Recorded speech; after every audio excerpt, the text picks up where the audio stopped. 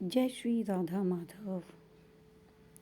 यहाँ पर सुख के बारे में बात हो रही थी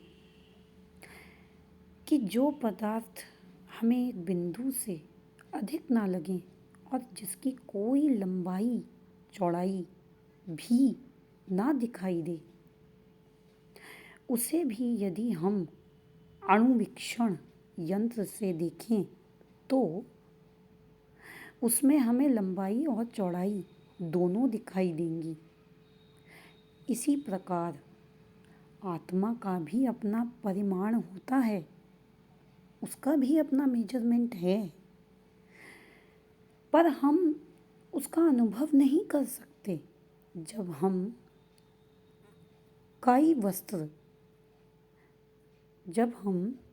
कोई वस्त्र खरीदते हैं तो उसे शरीर के अनुरूप बनाया जाता है। आध्यात्मिक स्फुलिंग का भी आकार होना चाहिए कि नहीं? अन्यथा यह कैसे हुआ कि उसे धारण करने के लिए भौतिक शरीर का विकास हुआ?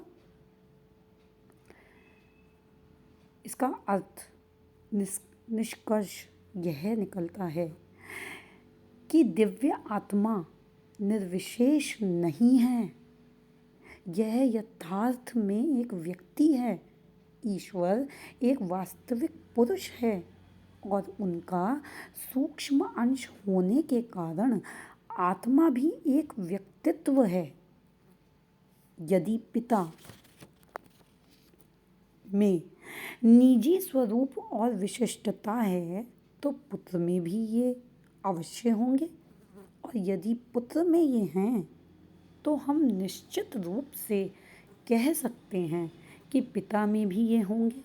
अतः यह कैसे हो सकता है कि भगवान की संतान होकर हम अपने स्वरूप और विशिष्टता को तो स्थापित करें और अपने परम पिता भगवान में उनको नकारें? कि उनमें ऐसा कैसे हो सकता है? अतीन्द्रियम शब्द का अर्थ यह है कि यथार्थ आनंद या सुख का अनुभव करने के लिए हमें इन भौतिक इंद्रियों के परे जाना होगा। रमते योगिनो नन्ते सत्यानंद चिदात्मनि। जो योगी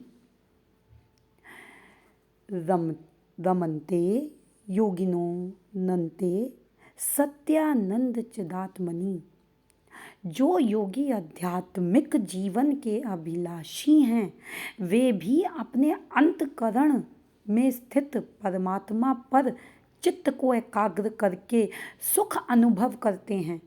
यदि कोई आनंद ना हो, कोई सुख ना हो, तो इंद्रियों को नियंत्रण में रखने के लिए इतना कष्ट उठाने की क्या आवश्यकता है? इतना कष्ट उठाने में योगी जन किस प्रकार का आनंद अनुभव करते हैं? यह आनंद अनंत है। यह कैसे? आत्मा शाश्वत है और परमेश्वर भी शाश्वत है। अतः उनमें होने वाला परस्पर प्रेम का आदान प्रदान भी शाश्वत है। जो मनुष्य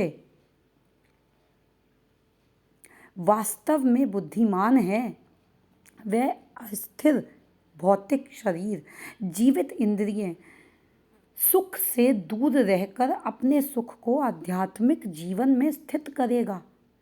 परमेश्वर के साथ आध्यात्मिक जीवन में यह सम्मिलन ही रासलीला कहलाता है। हमने वृंदावन में गोपियों के साथ श्री कृष्ण की रासलीला के विषय में प्रायः सुना है। यह लीला भौतिक शरीरधारियों के बीच होने वाली साधारण विनिमय जैसी नहीं है। हमें जैसा लगता है ऐसा नहीं है। यह वस्तुतः दिव्य देहों द्वारा व्यक्त होने वाले भावों का विनिमय है।